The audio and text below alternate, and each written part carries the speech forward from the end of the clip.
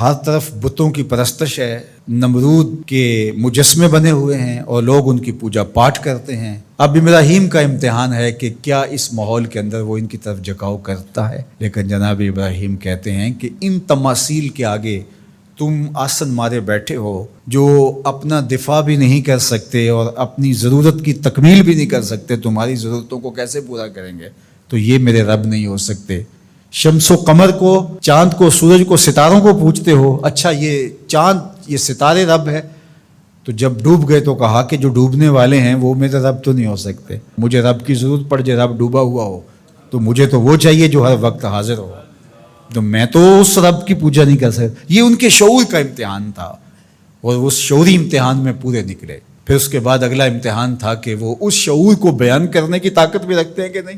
پھر بت کدا ٹوٹتا ہے، نمرود کا دربار سجتا ہے، اور وہاں جو خطبہ حضرت ابراہیم نے دیا زمانے نے سنا، جب کلہاڑا اس بڑے بت کے کندھے پہ رکھ دیا اور باقی سارے بتوں کا تیا پانچا کر کے رکھ دیا، جب وہ میلے سے واپس آئے تو ابراہیم بڑی بے نیازی سے بولتے ان کے بڑے نے کیا ہوگا، دیکھو اسلحہ تو اسی کے کندھے پر ہے۔ تو وہ کہنے لگے ابراہیم تو جانتا ہے یہ بولتے نہیں ہیں، اور حضرت ابراہیم یہی تو لانا چاہتے تھے۔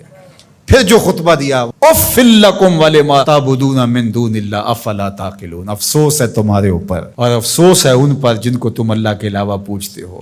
افلا تعقلون، تمہاری کھوپڑی میں دماغ نہیں ہے۔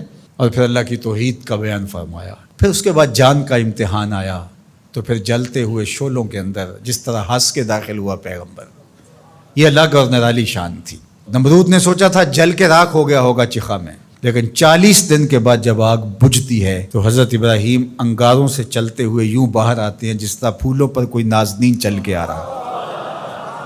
پھر 87 سال عمر ہے، اللہ تعالیٰ پھر حضرت ہاجرہ کے بطن سے حضرت اسماعیل کی صورت میں اولاد عطا کرتا ہے۔ اب اتنی بڑھاپے کی عمر میں اولاد نصیب ہو تو انسان کا جی چاہتا ہے سارے کام کاج چھوڑ کے گھر بیٹھ جاؤں اور میں اپنی اولاد کے چہرے کی بلائیں لوں، لیکن حکم ہوتا ہے اپنی زوجہ کو بھی اور اپنے نو مولود بیٹے کو بھی ایسی وادی میں چھوڑ آؤ جہاں کوئی سبزہ بھی نہیں ہوگا۔ اللہ اکبر۔ پھر اسماعیل علیہ السلام کی ایڑیوں کے رگڑنے سے زمزم جاری ہوتا ہے۔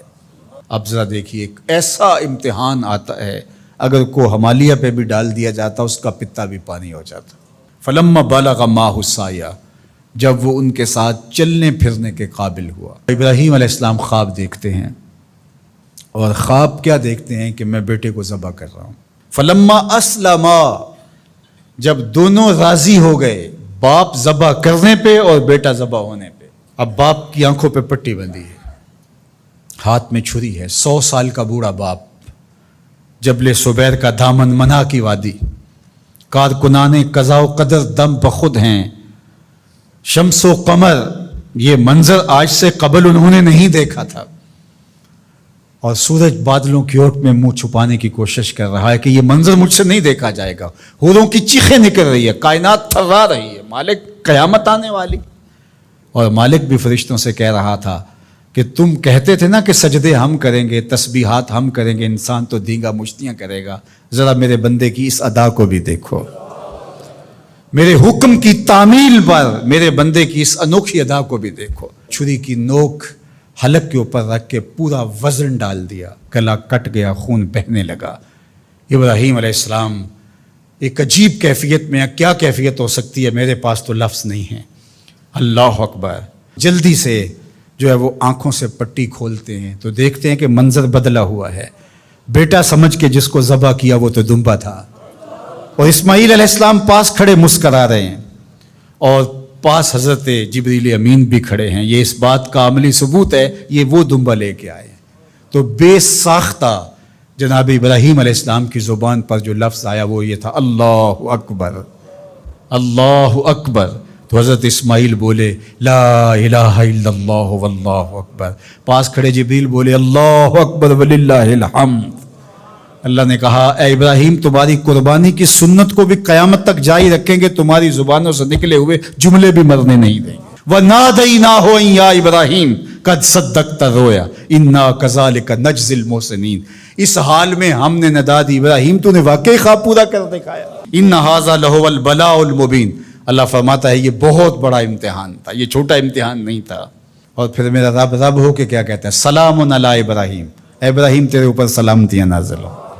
اللہ اکبر۔ پرسوں بھی میں کسی منڈی کے قریب سے گزرا، کہتے ہیں اس علاقے کی سب سے بڑی منڈی ہے، تو ہزاروں جانور، ہجوم محبت، اور سڑکوں پر، گلیوں میں، بازاروں میں کوئی یہاں گائے لے کے جا رہا ہے، کوئی بیل، کوئی اونٹ اٹھا کے لے کے جا رہا ہے، تو بے ساختہ میری زبان سے یہی نکلتا ہے سلام علی ابراہیم، ابراہیم تیرے اوپر سلامتیاں نازل ہوں۔ اللہ اکبر۔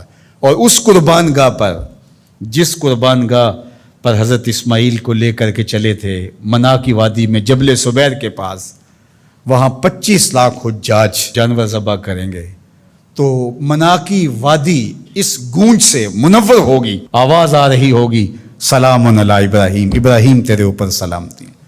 ابراہیم علیہ السلام نے چھوٹا کام نہیں کیا، بہت بڑا کام کیا، لیکن میرے رب نے بھی پھر جو اعزاز دیا، جو تکریم دیا، عرض کی گئی یا رسول اللہ یہ قربانیاں کیا ہیں؟ فرمایا تمہارے باپ ابراہیم کی سنت ہے، قیامت تک وہ نقشہ ہماری آنکھوں کے سامنے رہے گا، اور لوگ اپنے قیمتی متاع کو اس طرح قربان کرتے رہیں گے۔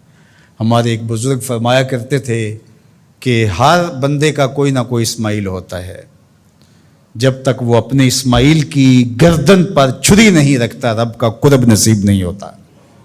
تو اپنی عزیز ترین متاع اللہ کی راہ میں قربان کرنے کا موقع آ جائے، وہ جان ہو، وہ اولاد ہو، وہ مال ہو، وہ منصب ہو، جب حالات تقاضا کریں اور آپ کو لگے کہ میرے مالک کا مجھ سے یہ تقاضا ہے، تو راہ خدا کے اندر قربان کرنے کا جب یہ جذبہ اس لیول تک پہنچ جائے، تو پھر آپ اس نور سے مالا مال ہوتے ہیں، اس فیض سے فیض یاب ہوتے ہیں۔ ہمارے لیے یہ واقعات اس لیے رکھے، ہم تو چھوٹے چھوٹے امتحانوں سے ڈر جاتے ہیں، ہمیں بڑے امتحان بھی دینے پڑے تو ہمارے بڑوں کی سیرت یہ ہے کہ ہم کشادہ دلی کے ساتھ، خوش دلی کے ساتھ ان امتحانوں سے گزریں، پھر ہمارے رب کی رحمتیں اور کرم نوازیاں ہمارے شامل حال ہوں گی۔